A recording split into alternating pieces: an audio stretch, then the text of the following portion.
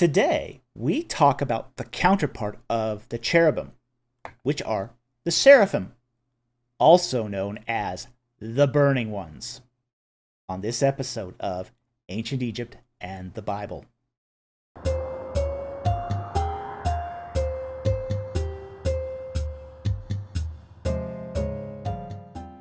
When we talk about spiritual beings, there is perhaps none as enigmatic as the seraph.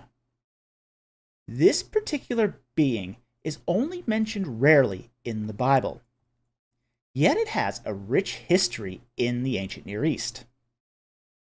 The term seraph has a triconsonantal root, which means to burn or be burned completely.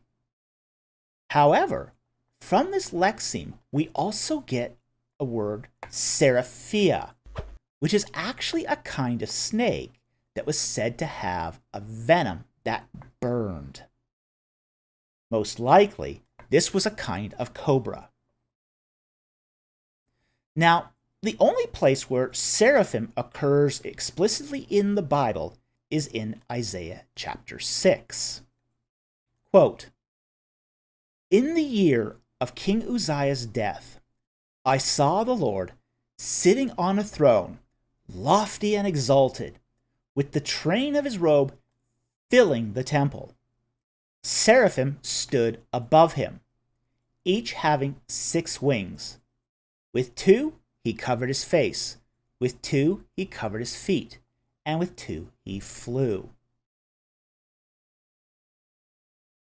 In this passage, the prophet Isaiah sees the Lord sitting on a throne in his temple, and seraphim stood above him, each having 6 wings.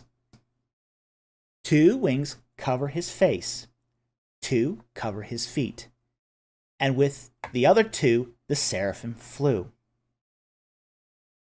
And we can see from this that this passage is referring to the seraphim in anthropomorphic terms, as if they're sort of these semi-human anthropoid beings.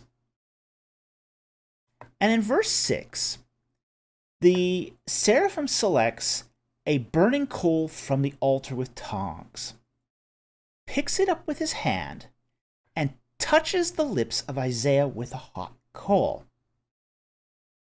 So the image you're getting is that the seraphim is taking a pair of tongs, grabbing the coal, holding it in his bare hand, and then touching it on Isaiah's lips. Thus we see from the biblical text that the seraphim is actually a kind of fire spirit, having snake-like attributes and the ability to fly. Now, while the biblical evidence for seraphim is limited, we are fortunate that evidence for seraphim is augmented by analogous symbols. We also have in Egyptian iconography a fiery snake being also one of the icons that purified things of uncleanness, which was called the Uraeus. The Uraeus was a cobra goddess that was often paired alongside the winged goddess or cherubim. The Uraeus was most commonly placed along the frieze of architectural elements such as a temple, tomb walls, kiosks, biers, coffins, and sacred furniture. It was normally placed in a repetitive pattern surrounding the sacred space and facing outward from it. And the placement was at the top of the architectural element. Hence, like the seraphim in Isaiah 6:2, the Uraeus we find in Egyptian iconography were set above whatever they were tasked to protect. Now, the function of the Uraeus was to keep impurity out of sacred space by blasting it with fire that it spat out. We read, for example, in Pyramid Text 256, quote, The flaming blast of my Uraeus is that of Ernutet, who is upon me. End quote. The earliest examples of the Uraeus that we find in Egyptian archaeology were found in an Egyptian mortuary temple of Zoser at Saqqara.